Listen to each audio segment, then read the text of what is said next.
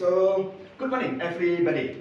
Good morning, sir. Now, first of all, thank you for being here today in our class. Now, then, well, our first agenda this morning is that we are about to do the practice on applying what we have learned on the previous class to the real activity. But, of course, before we come to the main activity of our class, let me review what we have learned in our previous class last week. Now, any one of you still remember what we have learned last week? What topic that we have learned last week? Do you still remember? Yes, sir. Okay, what was our topic last week? The definition of imagery. Okay, definitions of imagery and also types of imagery. Imagery, yes. Now, that's what we have learned last week. Now, let me recall your memory and let's see your understanding about those topics that we have learned last week. Now, is there any one of you still remember the definitions of imagery proposed by the expert? Who want to try? Want to try to recall or to restate the definition of imagery according to the expert? Who want to try? Maybe I want to try. Okay, please do, Sinta. According to Perry, imagery may be defined as the representation through language or sense experience. Okay, the representations of language of sense of experience. Okay, so that's the definitions of imagery according to Perry. Perrin, right? Okay, now who wanna try to propose another definition from different experts? Maybe answer. Okay, please do. Sarah. So according to Kennedy and Curia, they say imagery consists of word and phrase that appeals to one or more of the five senses and helps reader visualize or experience what the book describe. Okay, thank you, Zahwa. So, from the definition of imagery, according to Kennedy, we can identify more detailed explanation. Well, you know that when Perrin explained the definition of imagery, so he only proposed the keyword of language and sense experience, whereas Kennedy, so he proposed more detailed indicators of imagery. He said that imagery may be in the form of words or phrases. So it means that in lines of the poem, imagery, the indicators of imagery or the keyword of imagery might be in the form of words and phrases. Moreover, Kennedy also explained in his definition that imagery might be in the form of five senses. Now, so it indicates that there are more than five or at least five types of imagery in literary works. Now, so that's what we have learned last week, right? So that's why then let's recall or review the types of imagery. Now, again, let me ask you the question, who still remember the types of imagery? Who wanna try? The types of imagery.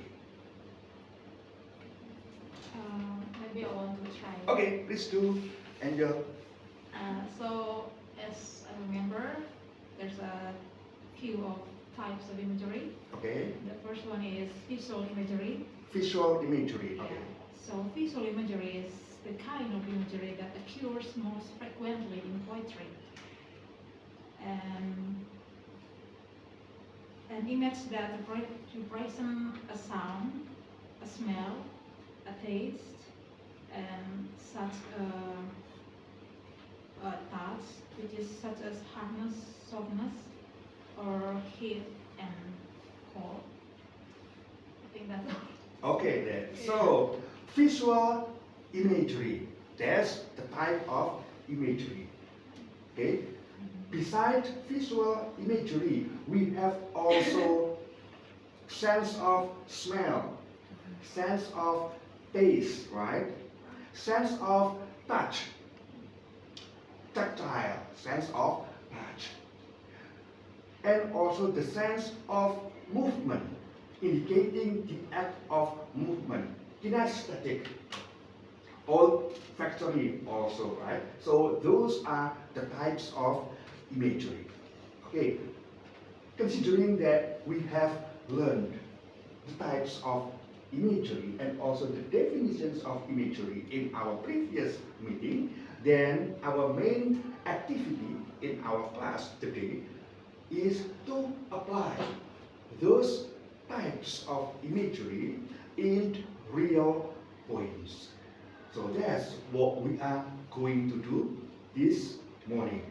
Applying or identifying the types of imagery in a poem. Now, so that's what we are going to do. So that's why I have chosen one poem, that's American poem, written by Robert Frost.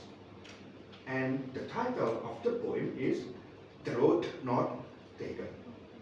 Now, before we start our main activity, so please try to take a look at our PPT. I have shown the types of one poem that we are about to discuss this morning. Can you see the PPT clearly? Yes. Okay, so the title is The Road Not Taken. It is written by Robert Frost. Let me ask you the question then. When you take a look at that poem, how many stanzas are there on that poem all together? Who will try? How many stanzas are there all together on that poem? How many stanzas?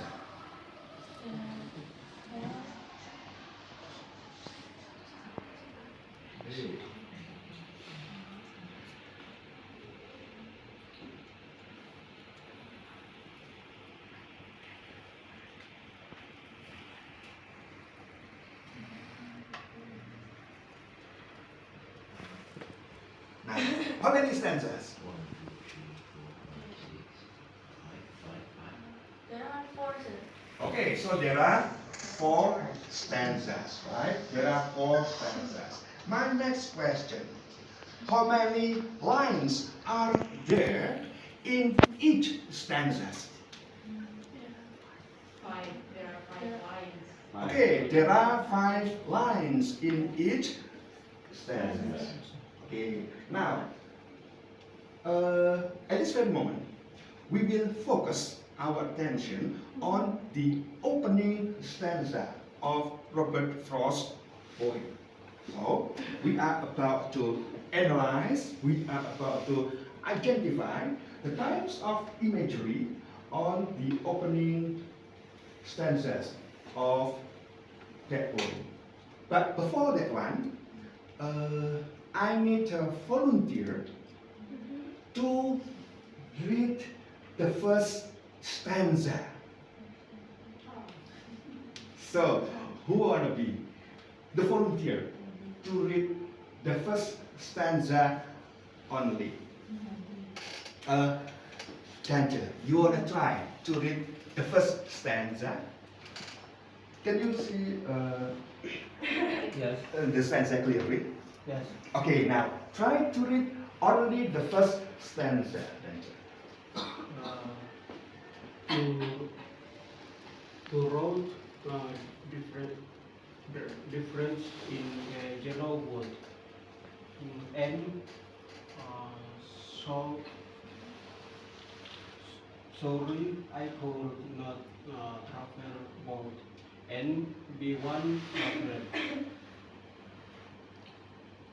Long I stand and looked at down one as far as I could to where it's been in the underground.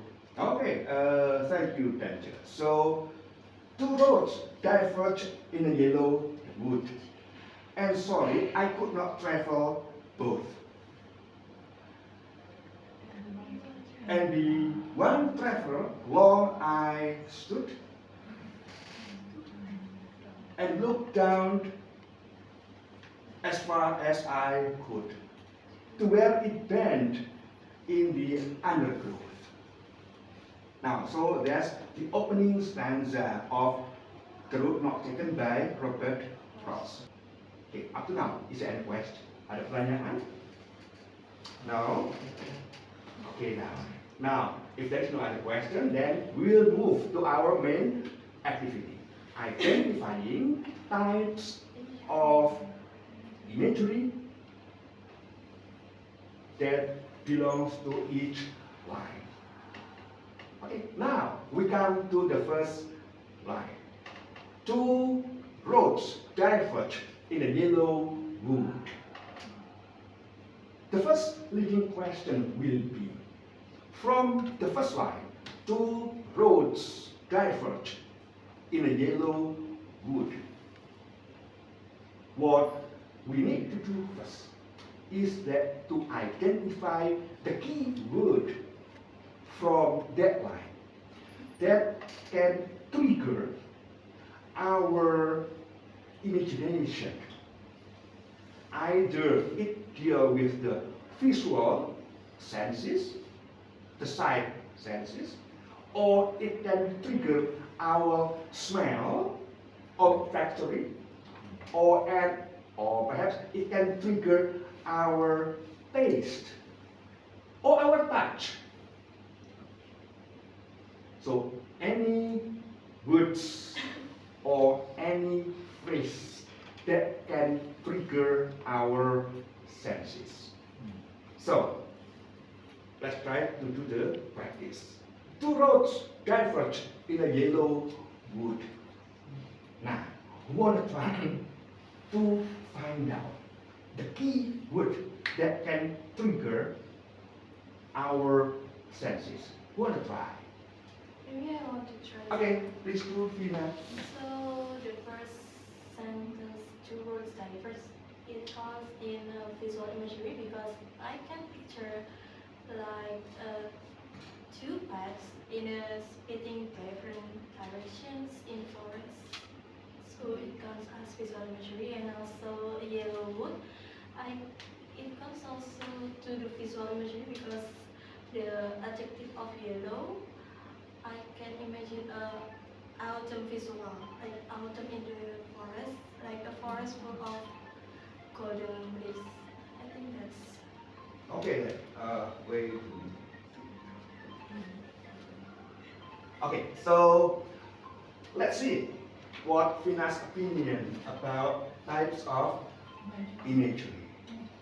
From the first line, two roads diverge in a yellow wood. So the keyword are two roads.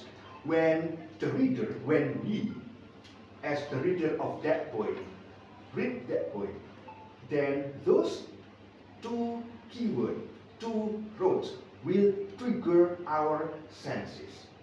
So it triggers our sight sense, in which in our imagination we can see the two roads. We can see the two paths here. Now, that's why we call it as visual imagery. What else? The key words that we can find from the first line. Of course, a yellow wood. Yellow as the adjective. It describes the noun, describe the wood. So yellow wood, then it appeals to our sense of sight. In our imagination, we can picture, we can imagine, oh, there is woods that is full of yellow leaves. Now, it will appear clearly in our imagination, as if we see the woods that is full of yellow leaves. Of course, when the leaves are yellow, so it indicates what seasons does it indicates when leaves colors are yellow. Autumn. Okay, so besides sense of sight or visual imagery, then we can also imagine the seasons. Because we can see from that phrase, from yellow woods, well, we can see in our mind, in our mental, the picture of woods that is full of yellow leaves. It also indicates, oh, I see, so it means it is autumn. That's what Frost want to describe indirectly. So that's why that we got the setting of that poem also, the setting of time. From the imagery, we can identify also the setting of time of the poem based on the diction, based on the word written by the poet, in this case Robert Frost. Now, visual imagery. The keywords from the first line are two roads. We can visualize path. We can visualize roads. And also the yellow wood. We can visualize in our imagination, in our mental experience, we can visualize the woods that is full of yellow leaves. Now, let's move to the second line. And sorry, I could not travel both. And sorry, I could not travel both. So, we want to try to identify the types of imagery on that second line. I want to try. Okay, please do. And then From the second line, there are one word that defines organic imagery. It is sorry, because it conveys the speaker feeling apologizing and feeling sorry. okay, so any other you want to say? No? Okay then. From the second line. And sorry, I could not travel both. So here we see the word sorry. The single word sorry. And considering that sorry refers to the feeling, refers to the emotion, then that imagery belongs to the organic imagery. It has nothing to do with the visual, it has nothing to do with the sight, but when we read the word sorry, then we can feel the feeling of the speaker on that point. Now, considering it deals with the feeling, well, it belongs to organic imagery.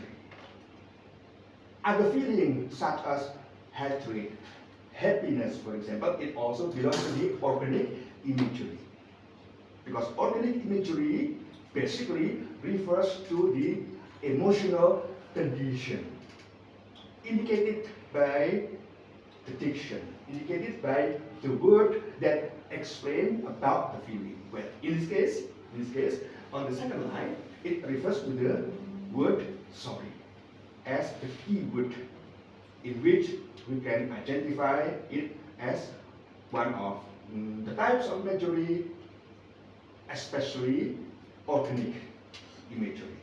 Okay, now, how about the third line, and be One traveler long I stood. Wanna try? I wanna try again. Okay, so please do. From the third line, there are one keyword that's showing the imagery of kinesthetic imagery. There is I stood. It's showing that the speaker is standing still for a long time.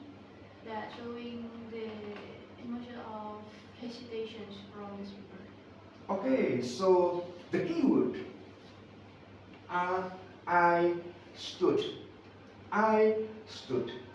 It indicates movement or action done by the speaker, especially the word stood that belongs to verb, right? So any verb in lines or in poems means the key word for kinesthetic imagery. And why is that? Because kinesthetic imagery refers to the imagination of movement. Now, so that's why the verb showing action of the speaker is the most important indicator of kinesthetic imagery. I stood, so it means that it expresses the action of the speaker in that poem. So it means that it shows the act of standing. So the speaker is standing. Now standing belongs to also the movement because of the action verb. So kinesthetic imagery. And the next line, and look down as far as I could. Who wanna try? Okay, sir, I think I want to try it. Okay, please do. Okay, so when I read that the poem is and look down one as far as I could, I think it's kind of kinesthetic imagery because I can imagine that someone that looked down in the long road, sir. Okay, so again, considering that the keyword is look down, it belongs to the verb, then we can categorize it as kinesthetic imagery. It triggers the imagination or the picture of someone doing action. In this case, the action is looking down as far as I could. So looking down indicates the action. How do we know that it indicates the action? Of course, because there is verb on it. So the keyword is the verb. Okay, so how about the last? To where it bent on the undergrowth. Can I again? Okay, please do. Okay. Sorry. So the last is like to where it bent in the underground. I think it's kind of visual imagery, sir. Visual imagery, and why is that? Because I can imagine that some what is picture that like a cave or underground thing again. So it think like the word that undergrowth it like a visual imagery for the something like for the safe place like shelter or someone behind bush or something. Okay, now, so to where it bent in the undergrowth. So it means that the road bent in the undergrowth. Bent and undergrowth, that is vegetation, right? Bushes and vegetation, so that's the synonymous of the word undergrowth. So it could be bushes or it could be, let's say, dense vegetation. Now, it triggers our visual imagery. In our imagination or in our mental, we see the picture or the imagination of vegetation. could be bushes, bend at the end of the other side of the road of the path. So that's why it belongs to the visual imagery. Now, so based on our identification then, based on the keyword, on the first stanza, we can conclude that types of imagery are the visual imagery, and then organic imagery, because we can feel the feeling of the speaker, and also kinesthetic imagery, so that we can imagine the action done by the speaker. Okay, so up to now, is there any question? I have a question, sir. Okay, please do, David.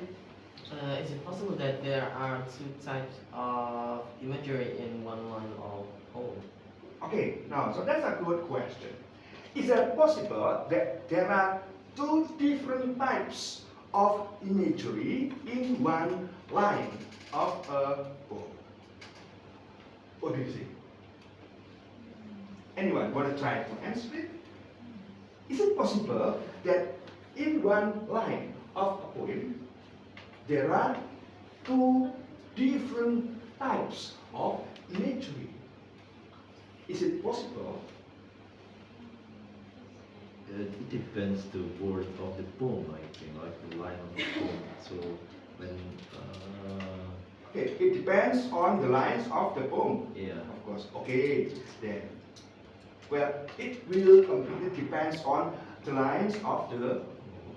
Now, let's see. On the first stanza of Frost's poem, is there any lines that might have two different types of imagery? What do you think? And be one traveler, long I stood. That's what we read, right? Now, my question is, when you read that line, beside kinesthetic, indicated by the word stood, in your opinion, what are the types of imagery that can appeal to your senses? visual. Visual. Why is that? One traveler. Okay. And be one traveler. And be one traveler. Long eyes. And be one traveler. So that keyword, one traveler, is also the keyword that can trigger our picture, mental picture, or precisely the picture in our imagination. One traveler.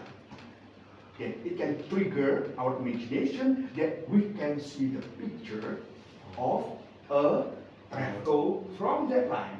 And be one traveler, long I stood, might consist of kinesthetic imagery. Of course, the keyword is stood. To be precisely, it is verb, and also visual imagery, sense of sight, in which the word traveler will trigger the picture in our mind that we can visualize. Oh, there is a traveler. Oh, there is a person on that road. So it belongs to the visual imagery. So two different types of imagery in one that Frost here does not merely describe a traveler who need to think deep about the choices in choosing which road to take. And also, moreover, we can also feel the feeling of the speaker indicated by the organic imagery. Sorry. Now, so that's the keyword of organic image. Well, we know that what we have been doing here when we identifying types of imagery line by line, by first trying to identify the keyword that refers to the imagery line by line, word by word. So that's what we call as close recourse. As your take-home assignment, please do the same action. Please do the same close reading to 3 other stanzas. So the rest of the stanzas here, at this very moment, in this our meeting, we have applied identifying types of imagery on the opening stanza of Robert Frost, whereas for your take-home assignment, try to do the same thing to the 3 other stanzas. Then we'll discuss what you have done at home in our next week meeting. Okay, is there any question about the assignment? Now, okay then, so if there is no other question about the assignments, let's call it a day. And again, thank you for joining our class this morning. I'll see you next week. Okay, see you students.